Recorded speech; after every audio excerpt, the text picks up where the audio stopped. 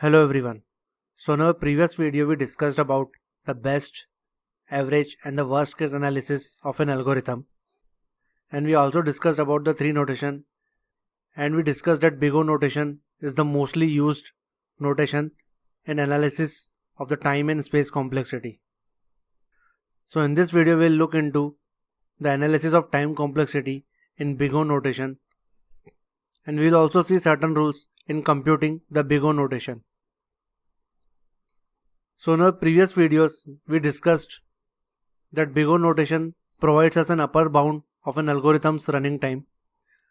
By upper bound we mean the longest amount of time an algorithm can take to complete.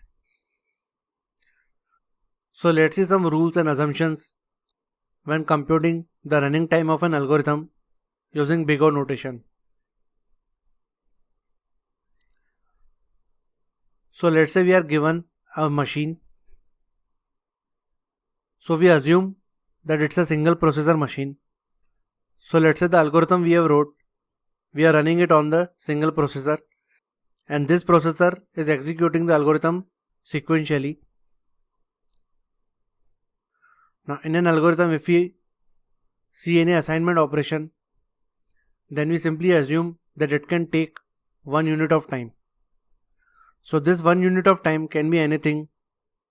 Let's say 1 second, 1 millisecond, 1 nanosecond. We simply term it as 1 unit of time. So if we encounter something like this, so we pretty much assume that it may take 1 unit of time. If we encounter return statement, we take it as 1 unit of time. So something like this will be taken as 1 unit of time. If we encounter arithmetical operation, we take it as 1 unit of time. So something like x plus y, x minus y, x divided by y, x multiplied by y, and many other operations, we simply take it as 1 unit of time. That these operations will require a single unit of time. If we encounter any logical operation, we simply take it as 1 unit of time. So something like x and y, x or y, negation of x, negation of y, x or operation. So everything which deals with logical operation takes 1 unit of time. And basically other small and single operation, we simply take it as 1 unit of time. Now as we are computing the big O notation of an algorithm based on the input size, so we basically assume that we have a very large input size.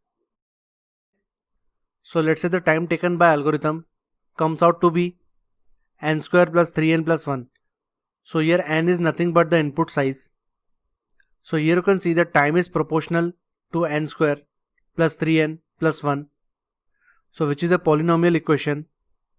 So here what we actually do, that in order to calculate the big O of this polynomial equation, we assume that we have taken n as very large. So if n is very large, we can simply drop the lower order terms. So the lower order terms would be 3n and 1, because n square contributes more in determining the time taken by algorithm to run. So we simply drop these lower order terms, and to n square we denote as O of n square, which is nothing but denoting it in the form of big O notation.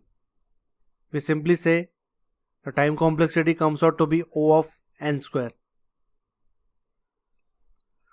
So similarly, there is one more rule. We drop the constant multipliers. So for example, let's say the time taken by an algorithm comes out to be 3n square plus 6n plus 1, where n is the input size. So here you can see that 6n plus 1 is usually dropped because they are lower order terms, as we are taking n as very large. But here you can see that it also contains the constant multipliers like 3, 6. So usually as n is very large, we also drop the constant multipliers. So here, after dropping the lower order terms like 6n and 1, we also drop this 3, and we simply denote it by O of n square. So we reduce the time complexity in big O notation by following these simple rules. So friends, in our upcoming lectures, we will apply these rules and we will compute the time complexity of few of the programs so that calculation of big O notation becomes more clear to you. I hope you like this video. Thanks, have a nice day.